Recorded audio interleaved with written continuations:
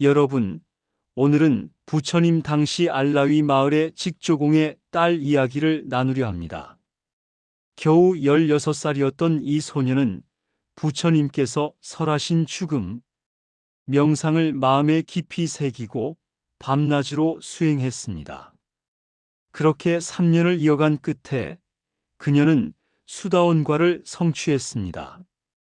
죽음 명상의 방법은 단순합니다. 삶은 불확실하나 죽음은 확실하다. 나는 반드시 죽는다. 언제 죽을지 모른다. 라고 마음속으로 되뇌는 것입니다. 그런 다음에 들숨의 죽음을, 날숨의 죽음을 반복합니다. 이렇게 죽음을 자주 떠올리면 삶을 허투루 쓰지 않게 되고 순간순간을 더 진지하게 살게 됩니다. 여러분은 죽음을 얼마나 자주 생각해 보셨습니까? 잠시 눈을 감고 스스로에게 물어보십시오. 나는 죽음을 얼마나 자주 떠올리는가?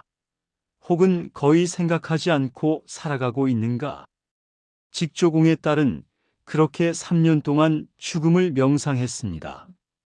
부처님께서 다시 알라위로 돌아오셨을 때 대중 앞에서 소녀에게 4가지 질문을 던지셨습니다.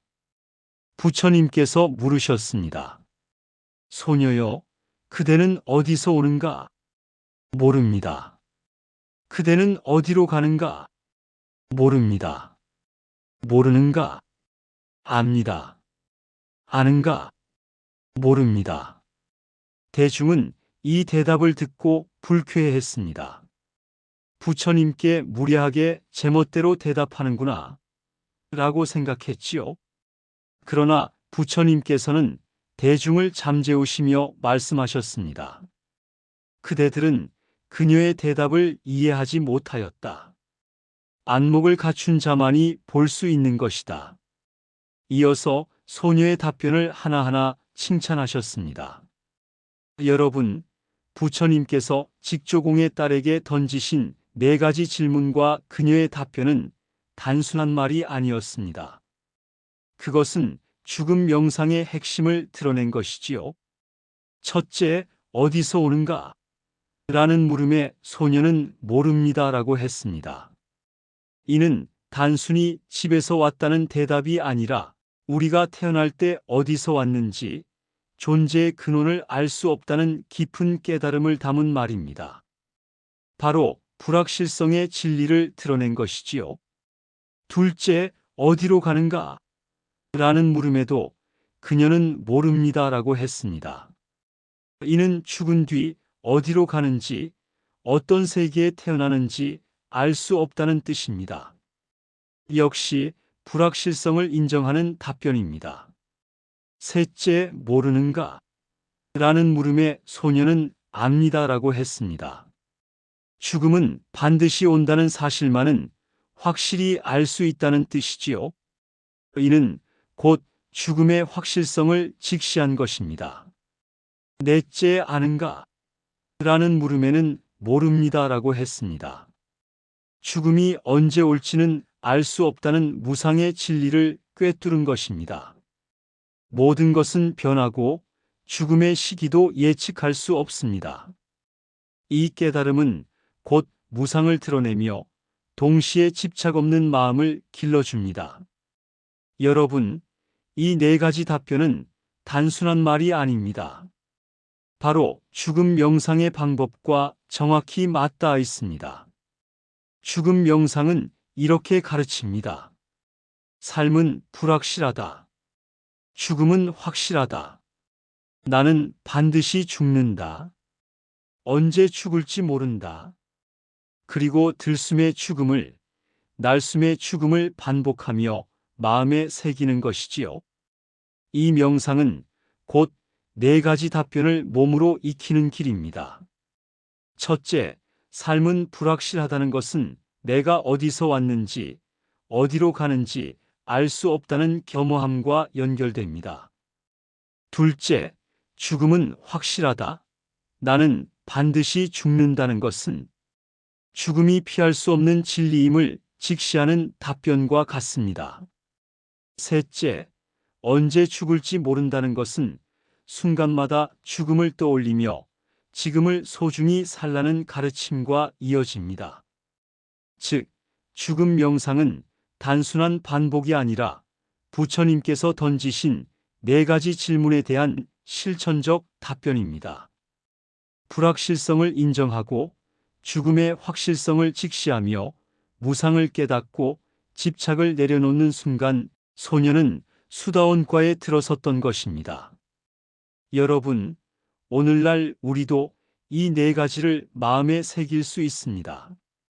첫째, 나는 어디서 왔는지 모른다는 것은 내가 태어난 것은 업과 인연의 결과이지 내가 스스로 만든 것이 아님을 깨닫고 겸허해지라는 뜻입니다.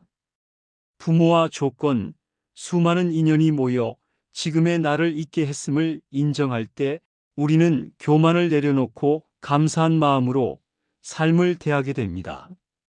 둘째, 나는 어디로 가는지 모른다는 것은 죽은 뒤 어떤 세계에 태어날지는 내 업과 인연에 달려 있음을 인정하고 그것을 내가 미리 알 수 없음을 깨닫고 겸허해지라는 뜻입니다. 미래를 통제할 수 없음을 받아들일 때 우리는 오늘의 삶을 더 소중히 여기게 됩니다. 셋째, 죽음은 반드시 온다는 것은 모든 중생이 죽음을 피할 수 없다는 윤회의 법칙을 직시하고 삶을 허투루 쓰지 말라는 뜻입니다. 죽음을 회피하지 않고 받아들일 때 사랑하는 사람에게 마음을 표현하고 의미 없는 집착을 줄이며 오늘 해야 할 일을 미루지 않고 수행에 힘쓰게 됩니다. 넷째, 언제 죽을지는 모른다는 것은 조건 지어진 모든 것은 변한다는 무상을 깨닫고 죽음의 시기를 알 수 없음을 인정하며 지금 이 순간을 소중히 살라는 뜻입니다. 이 자각은 순간순간을 소중히 살도록 이끌고 집착을 내려놓게 합니다. 언제든 죽을 수 있다는 긴장감은 오늘을 마지막 날처럼 의미 있게 살도록 이끌어줍니다. 이처럼 이 4가지를 마음에 새기며 죽음 명상을 꾸준히 실천하면 여러 가지 이익이 있습니다. 첫째, 언제 죽을지 모르니 세월을 낭비하지 않고 알아차림 등 명상에 매진하게 됩니다. 둘째, 사람이나 물질에 집착이 없기에 베푸는데 인색하지 않게 됩니다. 셋째, 쓸데없는 말과 행동과 생각을 줄이고 삶을 더 의미 있게 살게 됩니다. 넷째, 깨닫지 못하더라도 선처에 태어나며 삶을 더 소중히 여기게 하여 극단적인 선택을 예방하는 힘이 됩니다. 다섯째, 무엇보다 죽음을 준비한 사람은 임종의 순간에도 두려움 없이 평온할 수 있습니다.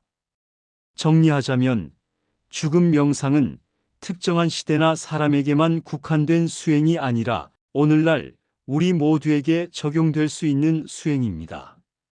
그렇다면 우리에게는 어떤 의미가 있을까요? 그녀가 걸었던 길은 우리도 걸을 수 있는 길입니다. 죽음을 회피하지 않고 직시하며 명상한다면 우리 역시 삶을 더 충만하게 살고 집착을 줄이며 마지막 임종 순간에도 평온하게 죽음을 맞이할 수 있습니다. 그리고 우리도 직조공의 딸처럼 죽음 명상을 통해 수다원과를 성취할 수 있습니다. 결국 죽음 명상은 성자의 길에 들어서는 수행입니다. 동시에 잘 살기 위한 수행이자 잘 죽을 수 있는 힘을 줍니다. 다음 시간에 뵙겠습니다.